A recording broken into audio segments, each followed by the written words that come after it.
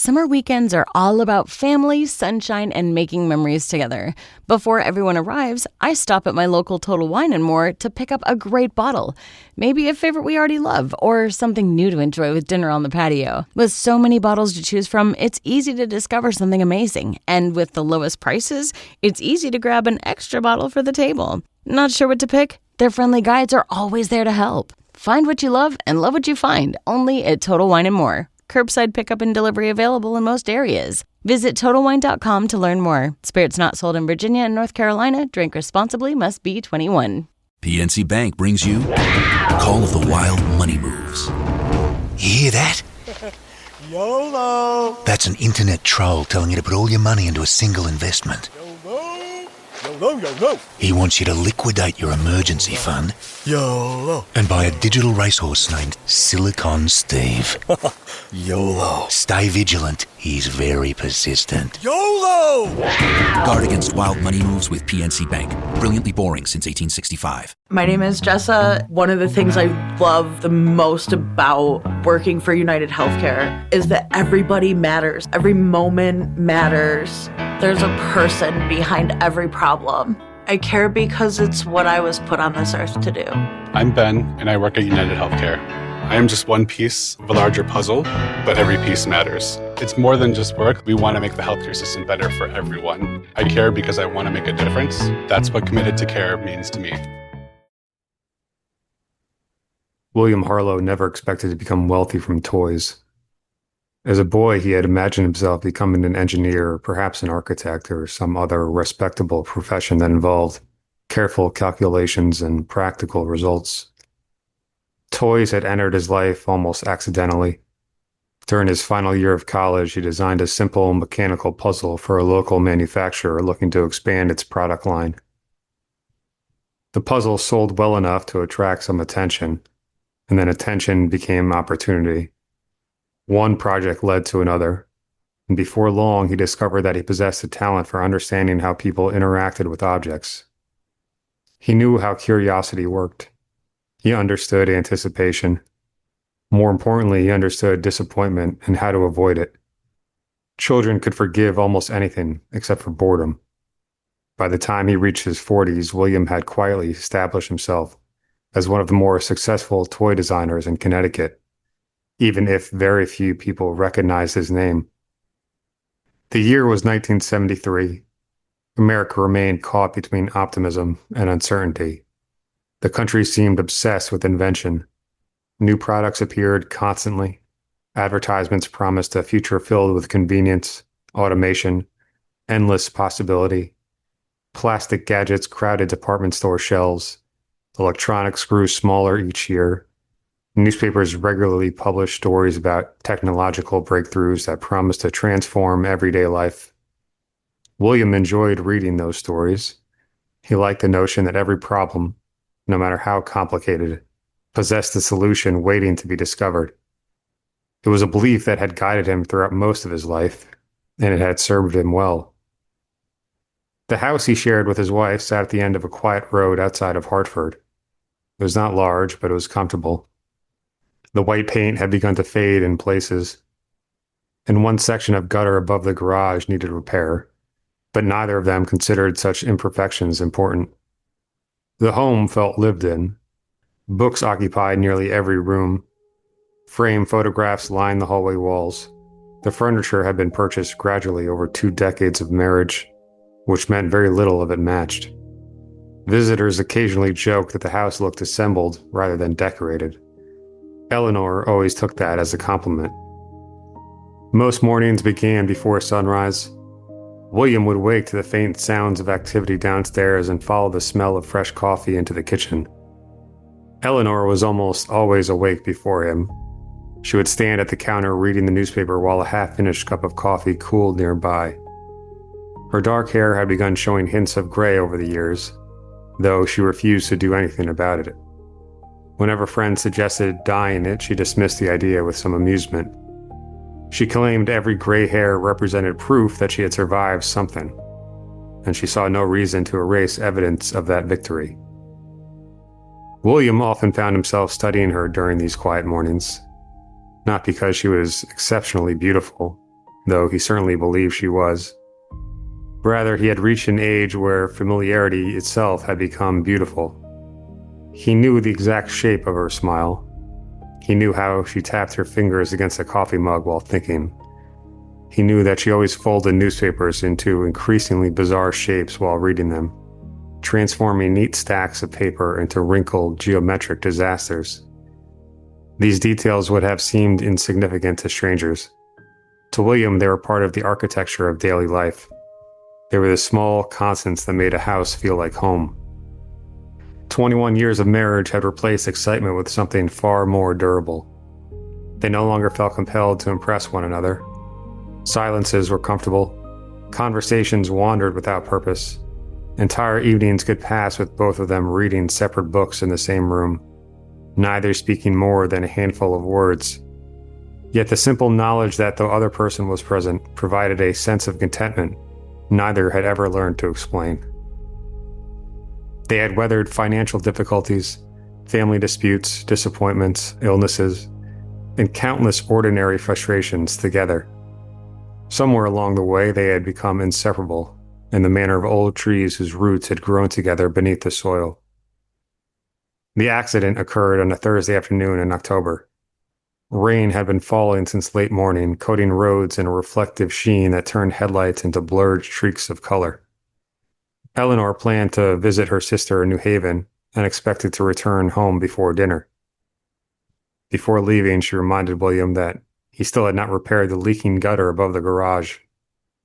He responded with the confidence of a man who had postponed the same task for nearly a month. Eleanor laughed and informed him that she no longer believed his promises regarding household repairs, and kissed him on the cheek before heading toward the driveway. William watched from the front window as she backed the car onto the road and disappeared around the corner. The moment felt so ordinary that he barely remembered it afterward. The human mind expects significant events to announce themselves. It assumes life-changing moments will arrive accompanied by warning signs. Most do not. When the telephone rang later that afternoon, William was seated at his drafting table working on a prototype toy dog. The design relied upon a spring-loaded mechanism that allowed the animal to perform a clumsy imitation of a backflip. He had spent nearly an hour trying to solve a balance problem when the call interrupted him. Annoyed, he sat down his tools and crossed the room. Rain tapped softly against the windows. Nothing about the moment felt unusual. The voice on the other end belonged to a state trooper. Years later, William would struggle to remember the conversation itself. He remembered individual words, but not the sentences that contained them. He remembered hearing the terms accident, highway, collision, deceased. He remembered staring at the wall while the officer spoke. Most vividly, he remembered noticing a small paint chip near the baseboard and becoming irrationally fixated on it. The mind behaves strangely when confronted with catastrophe. Faced with information too large to process, it often retreats toward trivial details. By the time the conversation ended, darkness had begun gathering outside the windows. William remained standing beside the telephone for a long time afterward. The house seemed unusually quiet. Somewhere in the distance, a clock continued to tick. Cars occasionally passed on the road beyond the property. The furnace still ran, the lights still worked, rain still fell. Yet an absence had entered the house, and William could already feel it spreading through every room. The days that followed disappeared into a fog of condolences and obligations. Relatives arrived, funeral arrangements were made, neighbors brought food, friends spoke kindly and often. William thanked them because politeness remained easier than honesty. The truth was that most of their words never reached him. Grief distorted everything.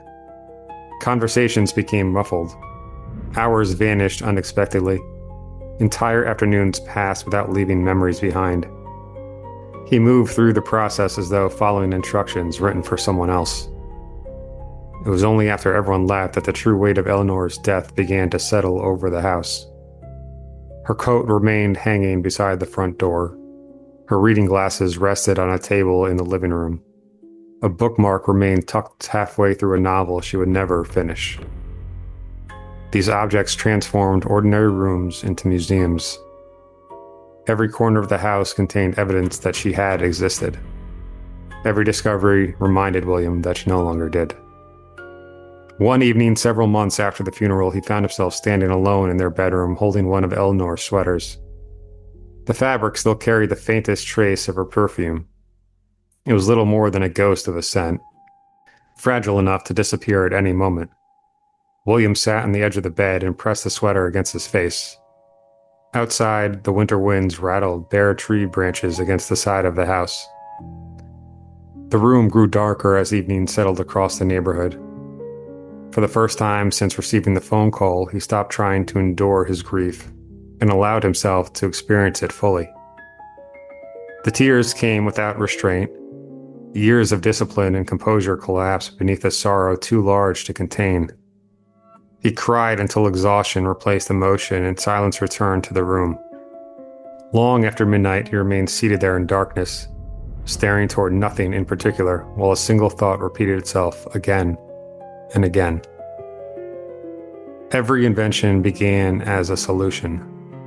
Every machine existed to solve a problem. And somewhere deep within the wounded part of his mind, a terrible question had begun to take shape.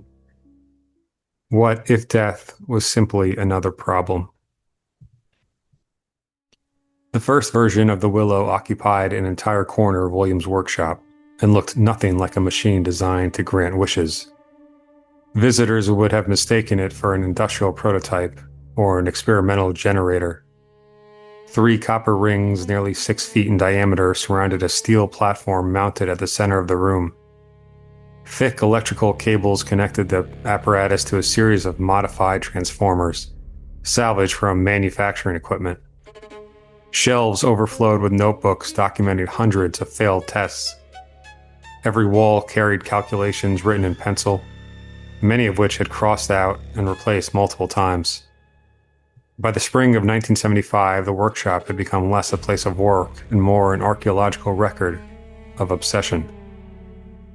The machine emerged gradually. No single breakthrough created it. William spent months identifying small effects and attempting to reproduce them. His earliest experiments focused on probability. He suspended dozens of pendulums from the workshop ceiling and monitored their movements for weeks. He rolled dice thousands of times and recorded every result. He built custom circuits designed to generate random outputs and then searched for methods of influencing these outputs through deliberate intention. Most experiments failed. Some produced results too inconsistent to trust. A handful generated statistical anomalies significant enough to demand further investigation. One such anomaly appeared during a series of coin toss trials. William designed a mechanical arm capable of flipping a coin with identical force each time. After several thousand attempts, the results remained perfectly ordinary. Then he introduced a new variable. Before activating the machine, he spent several minutes concentrating on a desired outcome. Tails. Nothing more complicated than that. The difference was small but measurable. The percentages shifted beyond expected margins of error. When he repeated the experiment over subsequent weeks, the effect persisted. The discovery itself was not remarkable enough to prove anything. What interested William was a secondary phenomenon occurring simultaneously. Every successful test generated brief electromagnetic disturbances throughout the workshop. Light bulbs flickered, radio frequencies fluctuated. Instruments recorded momentary spikes that should not have existed. The stronger the statistical anomaly, the stronger the disturbance. By summer, he had abandoned probability studies altogether and begun investigating the disturbances directly. The work led him into increasingly unusual territory. Libraries supplied information that engineering journals could not. University archives contained obscure papers written by researchers whose careers had suffered from proposing theories most academics considered ridiculous. Several papers reference historical folklore involving crossroads, standing stones, and locations where reality appeared unusually susceptible to coincidence. Most scientists dismissed such material entirely. William, however, became fascinated by it. One recurring detail appeared in stories from multiple cultures. Ancient traditions often described physical objects capable of carrying intention. Charms, totems, small crafted items believed to strengthen a person's desires. The explanations varied, but the underlying concept remained surprisingly consistent. A wish attached to an object seemed more likely to manifest than a wish existing only in the mind. The idea sounded absurd. Nevertheless, William decided to test it. He carved a simple wooden figure from a block of pine. The carving resembled a crude human form no longer than his hand. He placed it inside the machine's central chamber and conducted a series of probability experiments identical to previous tests. The statistical deviations immediately increased. William repeated the experiment using different materials: oak, maple, ash. Most produced negligible results. Willow did not. The difference was dramatic enough to convince him he had made an error. He recalibrated every instrument and repeated the process multiple times. The outcome remained unchanged. Objects carved from willow consistently amplified the effect. Whether the phenomenon resulted from the wood's physical properties or centuries of folklore attached to it, William could not determine. He only knew the machine performed better whenever willow was involved. The discovery transformed the project. Over the following months, he experimented with increasingly elaborate carvings. Some resembled dolls, others resembled abstract figures. Each design was placed inside the machine and subjected to testing. William documented every result. Certain shapes appeared more effective than others. Rounded features produced greater consistency. Facial characteristics seemed to matter. Human subjects participating in controlled trials responded more strongly to figures that appeared friendly or familiar. The conclusion felt ridiculous when written on paper. People wished harder when the object seemed trustworthy. By autumn, William had settled on a design. The figure possessed oversized eyes, exaggerated features, and a cheerful smile. It looked harmless, approachable. The sort of toy a child might carry home from a store shelf. The prototype stood only 12 inches tall. William placed it inside the machine, and then he performed his most ambitious test yet. A ceramic coffee mug sat in the platform before him. The handle had broken years earlier and been repaired with glue. William positioned the willow figure beside the mug and activated the machine. Copper rings began rotating.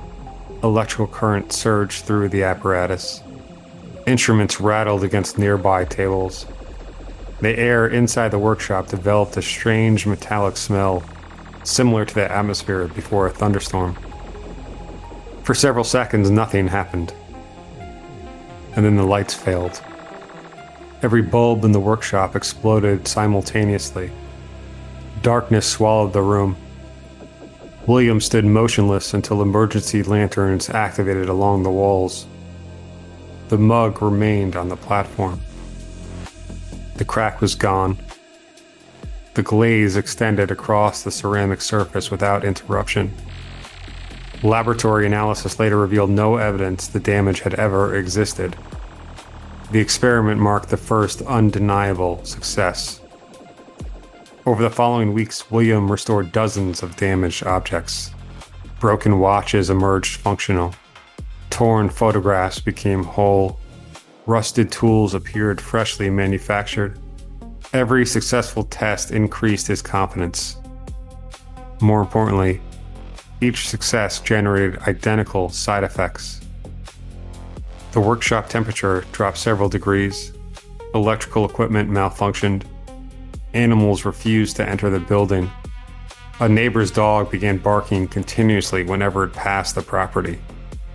One afternoon, William discovered every bird had abandoned the trees surrounding the workshop. Hundreds of ranches stood empty despite the season. The silence felt unnatural. No birdsong greeted the morning. No movement disturbed the leaves. The entire area seemed deserted. William recorded the observation in a notebook and continued to work. A few days later, he arrived to find frost covering the interior walls despite temperatures well above freezing. Ice-coated workbenches, thin crystalline patterns spread across windows. The machine sat at the center of the room, surrounded by a circle of frozen concrete. Again, he documented the phenomenon. Again, he continued to work. By then, the machine had already demonstrated capabilities no scientist would have believed possible. The side effects felt insignificant by comparison. Strange, certainly. Concerning, perhaps. Yet every warning sign appeared small when measured against what now seemed achievable. On the evening of November 14th, 1976, William placed Eleanor's wedding ring on the platform and activated the Willow.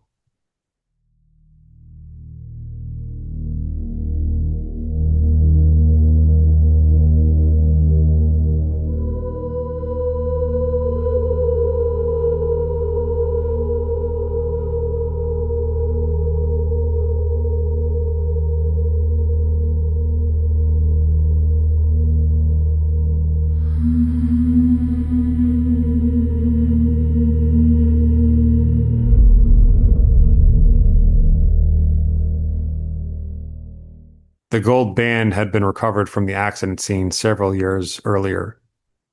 Since the funeral, it had remained locked inside a desk drawer. For 6 uninterrupted hours, the machine operated around the ring.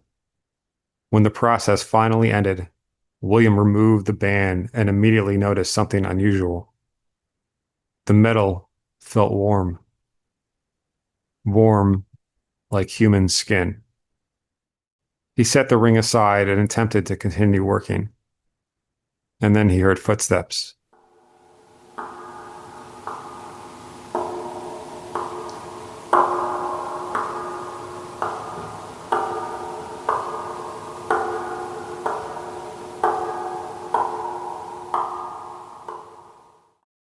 The Marin County Fair is back July 1st through 5th in San Rafael, and this year's theme, Stars, Stripes, and Stories, makes it one to remember. As America turns 250 and Marin County marks its 175th anniversary, the fair is bringing the whole community together for live concerts, nightly fireworks over the lagoon, carnival rides, fair food, and special activations, including a scavenger hunt and a community paper patchwork quilt. Discounted tickets are available through June 30th. Visit marinfair.org for info and tickets. This episode is supported by Ring, because at the end of the day, your home is your sanctuary. And with Ring, it's protected. Whether you're across the house or across the country, keeping an eye on things shouldn't be a mystery. With the battery doorbell, you can keep track of your packages and see more of what's happening at your front door in real time. If you want to make sure your yard is safe at night, the Outdoor Cam Plus delivers a wide field of view and enhanced video clarity with Retinal 2K video. And for the ultimate in detail, you can upgrade to 4K cameras and doorbells featuring Retinal Vision. It gives you ultra-clear footage that actually lets you zoom in without losing those important details. The Ring system is helpful every single day. Like a lot of us, most of our shopping is done online. There's a certain peace of mind that comes with knowing exactly when a package arrives while you're busy at work or running errands. It's not just about the technology. It's about the relief of knowing your home is secure. It's incredibly easy to set up, and it gives you that extra layer of protection for what matters most. Your door, your yard, your home, your peace of mind. With Ring, it's protected. Shop cameras, doorbells, and more right now at ring.com. If you're an experienced pet owner, you already know that having a pet is 25% belly rubs, 25% yelling, drop it, and 50% groaning at the bill from every pet visit. Which is why Lemonade Pet Insurance is tailor-made for your pet and can save you up to 90% on vet bills. It can help cover checkups, emergencies, diagnostics, basically all the stuff that makes your bank account get nervous. Claims are filed super easily through the Lemonade app, and half get settled instantly. Get a quote at lemonade.com/pet, and they'll help cover the vet bill for whatever your pet swallowed after you yelled, "Drop it."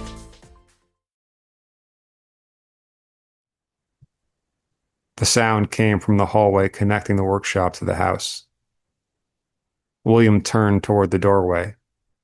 The corridor was empty, but the footsteps continued. For nearly 2 weeks after Eleanor's return, William experienced a level of happiness he had once believed impossible.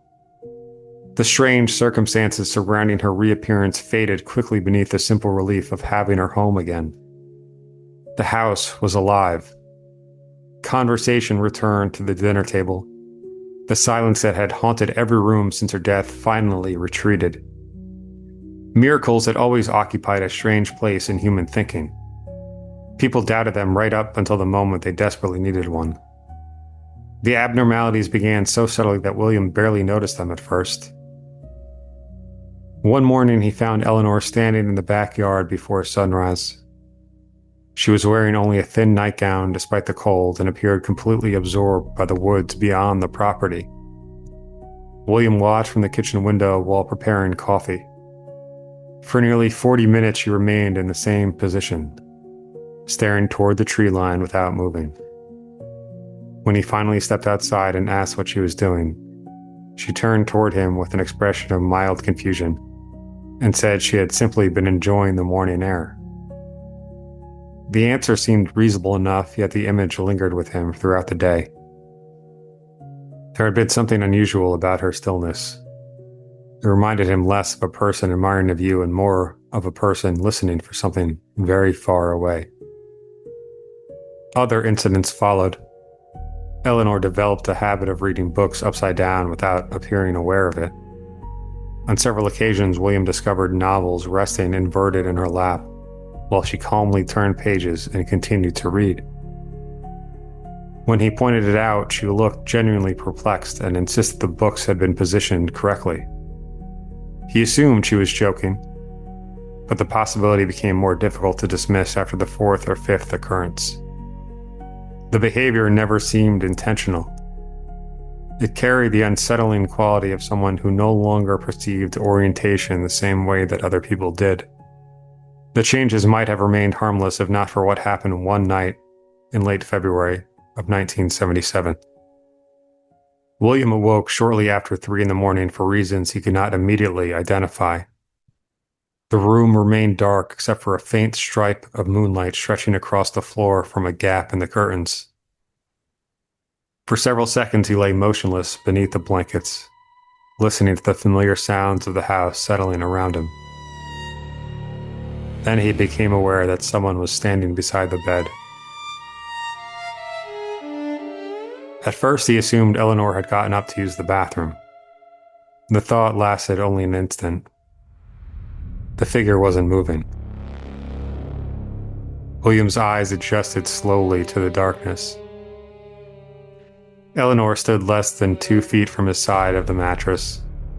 Her arms hung at her sides. Her face remained expressionless. Most disturbing of all was the direction of her gaze. She wasn't looking toward the window.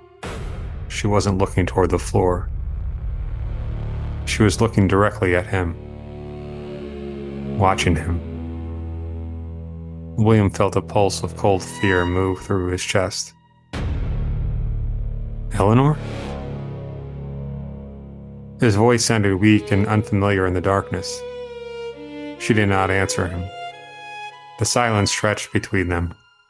William pushed himself upright. As he did, Eleanor's head tilted slightly, as though she were observing an unfamiliar animal. Her eyes never left his face. Even in the darkness, he could see they were wide open. For several more seconds, she remained motionless. Then something seemed to change. Awareness returned to her expression. She blinked rapidly and glanced around the room as though waking from a dream. There was no trace of embarrassment in her voice, no indication that she understood how unusual the situation had been. She simply climbed back into bed and fell asleep almost immediately. William remained awake until sunrise. Over the following week, similar incidents continued. He would occasionally discover Eleanor standing alone in rooms she had no reason to enter. Once he found her in the attic staring into a dark corner for nearly an hour. Another time, he discovered her in the basement with both hands pressed against the concrete wall. She claimed she had been looking for a misplaced box, though she seemed unable to explain why she had chosen that particular section of the basement to search. The animals noticed before anyone else. That same neighbor's dog began growling whenever Eleanor approached the fence separating their properties. Several times, William found dead squirrels scattered across the backyard. Their bodies showed no obvious injuries, yet each appeared unnaturally thin, as though something had drained the life from them. The local veterinarian suggested disease. William accepted the explanation publicly while privately wondering why the deaths had begun only after Eleanor's return. The moment that finally shattered his remaining confidence occurred during a dinner later that week. The evening progressed pleasantly enough. Conversation flowed, wine was poured, laughter occasionally drifted through the dining room. At one point, William produced an old photo album containing pictures from a lake vacation taken years earlier. Eleanor had been present for that trip. As she moved through the album, Eleanor's smile slowly disappeared. Her shoulders became rigid. She stopped contributing to the conversation. A long silence followed. Then Eleanor stood up and left the room. William followed her into the hallway and found her standing beside the front door. She appeared frightened. Her eyes remained fixed on the photographs visible through the dining room doorway. William asked her what was wrong. For several moments, she said nothing. When she finally spoke, her voice sounded distant. She told him that the woman in those pictures keeps looking at her. William felt his stomach drop. He turned toward the dining room. The photographs remained exactly where they had always been.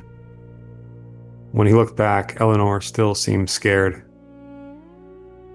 "The woman in the pictures," she said. "She does not belong there."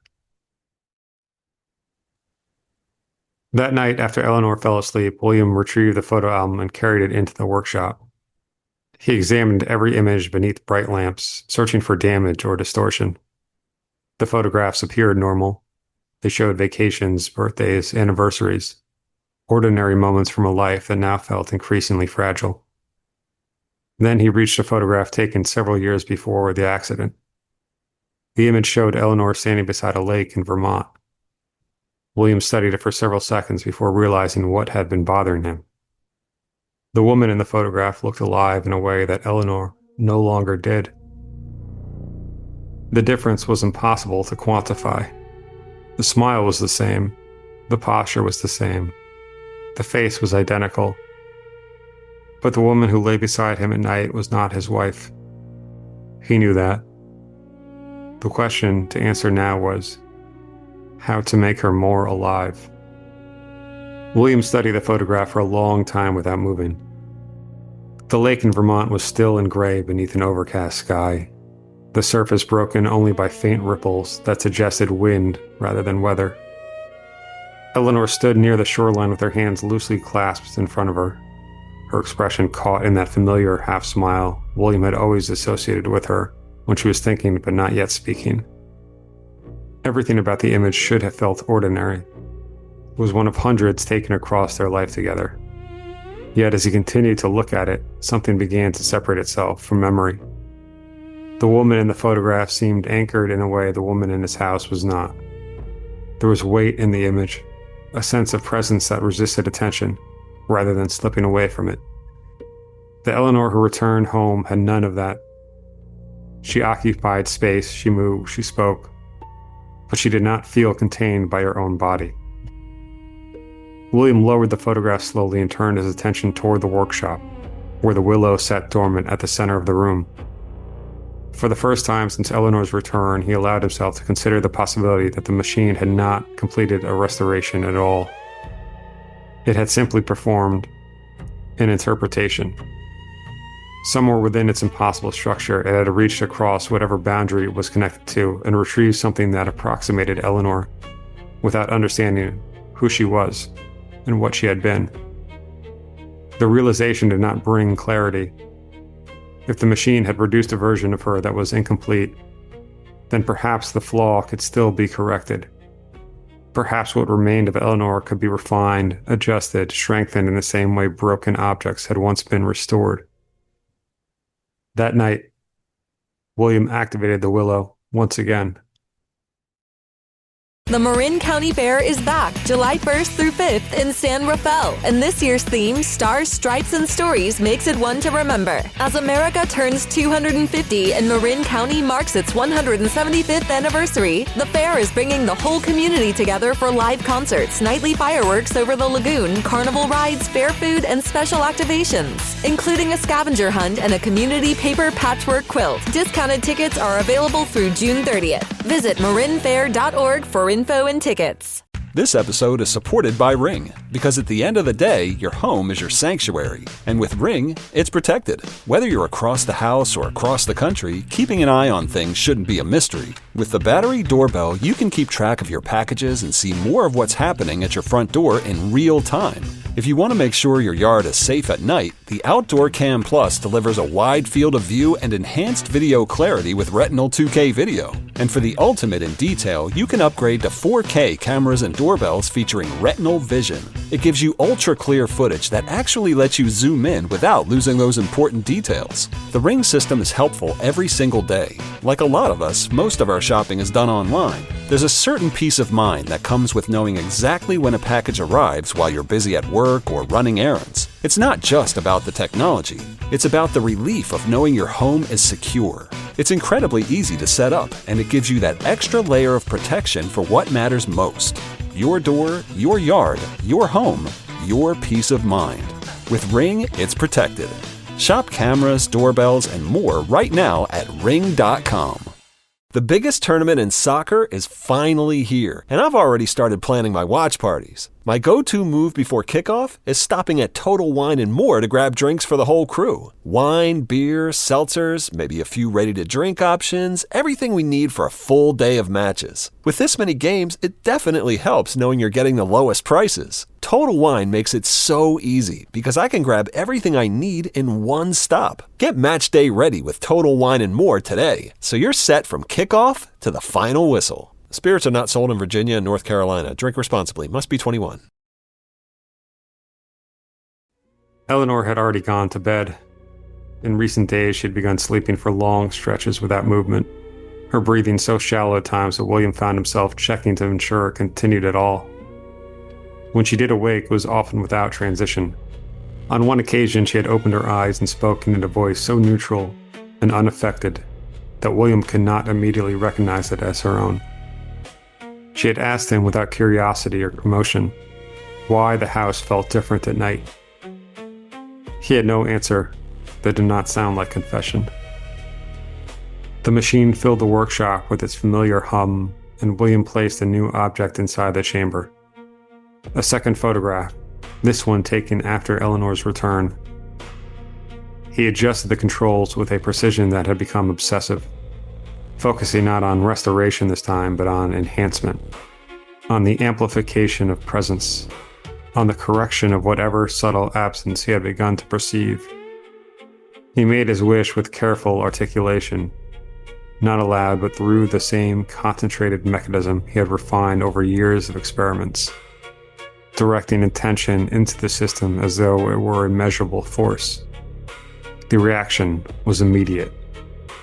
The copper rings of the willow rotated faster than they ever had before, and the sound they produced shifted from mechanical vibration to something closer to strain, as though the machine itself were resisting the instruction it had been given. The lights in the workshop dimmed, not through failure but through suppression, as if brightness itself had become negotiable. William felt pressure building behind his eyes again, familiar now in its implication, but sharper than before. The air grew cold enough that his breath became visible, and for a brief moment he believed he heard something moving inside the machine that was not part of his design. When the system finally shut down, the photograph remained unchanged. William stared at it in confusion, then frustration, and then a growing unease that settled into certainty. The experiment had failed in the only way that mattered. No correction had taken place. No refinement had occurred. Whatever Eleanor had become was not something the willow could improve. It could only retrieve variations of the same incomplete person. Behind him, the house creaked softly as Eleanor moved. He did not turn immediately. When he finally did, she was standing in the doorway of the workshop. She had not walked down the stairs. He had not heard her approach. Yet she was there, framed in the dim light spilling from the hallway. Her hair hung loosely around her face, and her nightgown was wrinkled in a way that suggested she had not been asleep for very long. Her eyes, however, were what stopped him completely. They were fixed on the machine with an intensity that did not belong to curiosity, but to something closer to attention. She stepped forward slowly, crossing into the workshop with the same measured movement William had seen in her before, except now it felt less like walking and more like positioning. She continued to look at the willow as though it were exerting a pull that she could not fully resist. When she finally moved, it was not toward him, but laterally, tracing a path around the machine that seemed guided by geometry. Her hand reached out once, brushing against one of the copper rings. William expected her to recoil from the heat or electricity, but there was no reaction at all. The contact appeared to mean nothing to her.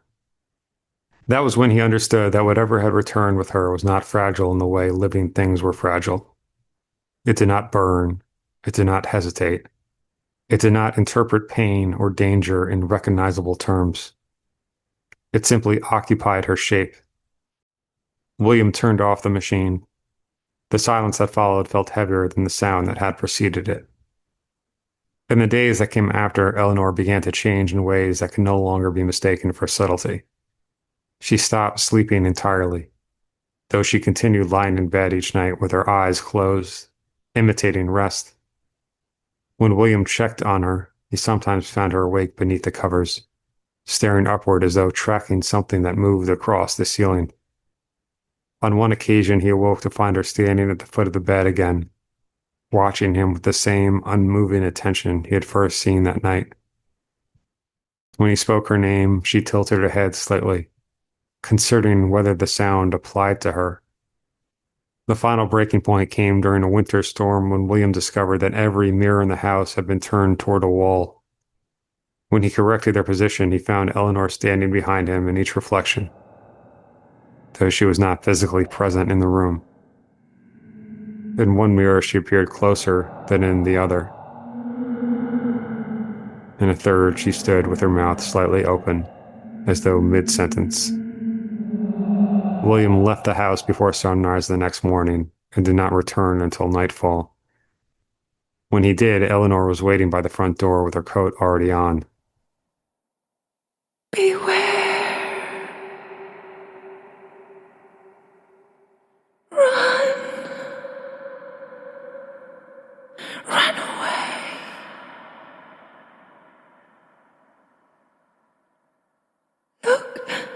Look what he's done to me. Look what he's done. I'm dead. I'm dead. Where is my soul?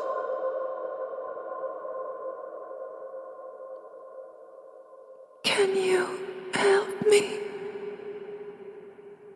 Can you release me? Free me. Please. Please. Bring me home. Get me to my body. Please. They drove for several hours without speaking, leaving the city behind and continuing west until the roads narrowed into unfamiliar stretches of forest and open land. Eventually, William stopped the car on a dirt road that cut through a barren field far from any visible settlement. The sky was overcast and the wind moved across the landscape in long, uninterrupted currents. Eleanor stepped out first, walking a short distance into the field before stopping. She did not look back when William closed the door behind him. For a long time, neither of them moved. Then William spoke quietly, though whether he was speaking to her or to himself was no longer clear. He did not attempt another correction. He did not make another wish. He simply left her there, standing in the middle of the empty landscape, and drove away without checking the mirror. Years passed before anyone heard William Harlow's name again. By then, the one Wish Willows had appeared in small quantities on the edges of the collectibles market, always without explanation. They were sold in modest packaging at a single craft store that specialized in handmade curiosities and imported oddities. Each figure was carved from pale wood, smiling with exaggerated friendliness, and accompanied by a simple instruction card that promised only one thing if treated correctly and with sincere intent. William never advertised them. He never explained them. He only delivered them in small boxes, leaving them on the shop counter before disappearing back into the quiet anonymity of ordinary life. Most customers assumed they were nothing more than artistic trinkets. Some claimed otherwise.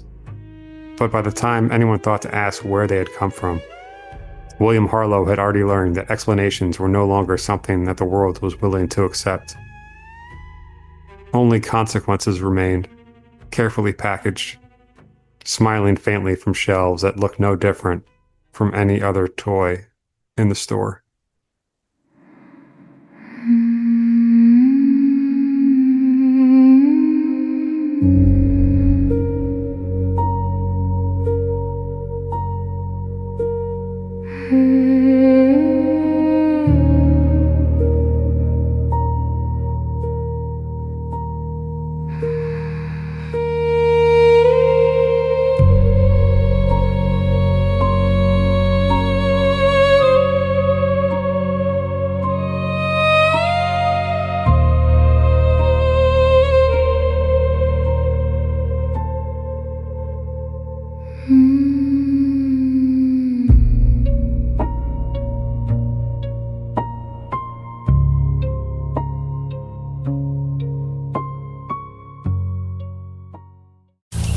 Summer's a gift. The gift of days that last a little longer, a brighter state of mind. So gift yourself a new Kia at the Kia Summer Sticker Sales Event, with specially tagged vehicles including the Sorento, Sportage, Carnival, as well as the Niro Hybrid. All backed by a 10-year, 100,000-mile limited powertrain warranty. So the gift of summer can keep on giving for summers to come. Kia, movement that inspires. Call 800-333-4KIA for details. Always drive safely. Event ends 7/6/26. See dealer for warranty details. This episode is supported by Ring, because at the end of the day, your home is your sanctuary. And with Ring, it's protected. Whether you're across the house or across the country, keeping an eye on things shouldn't be a mystery. With the battery doorbell, you can keep track of your packages and see more of what's happening at your front door in real time. If you want to make sure your yard is safe at night, the Outdoor Cam Plus delivers a wide field of view and enhanced video clarity with Retinal 2K video. And for the ultimate in detail, you can upgrade to 4K cameras and doorbells featuring Retinal Vision. It gives you ultra-clear footage that actually lets you zoom in without losing those important details. The Ring system is helpful every single day. Like a lot of us, most of our shopping is done online. There's a certain peace of mind that comes with knowing exactly when a package arrives while you're busy at work or running errands. It's not just about the technology. It's about the relief of knowing your home is secure. It's incredibly easy to set up, and it gives you that extra layer of protection for what matters most. Your door, your yard, your home, your peace of mind. With Ring, it's protected. Shop cameras, doorbells, and more right now at ring.com. Washing your dishes before you wash your dishes? Dirty Labs believes going green in the kitchen should not mean doing extra work. Their bioenzyme dishwasher detergent cuts through stuck-on food and leaves dishes sparkling, without compromising on safety or performance. No pre-rinse, no post-rinse, no compromise. Just powerful cleaning made without harsh chemicals. If Dirty Labs can't make you believe in the power of green cleaning, nothing will. Fall in love, or it's free, at dirtylabs.com.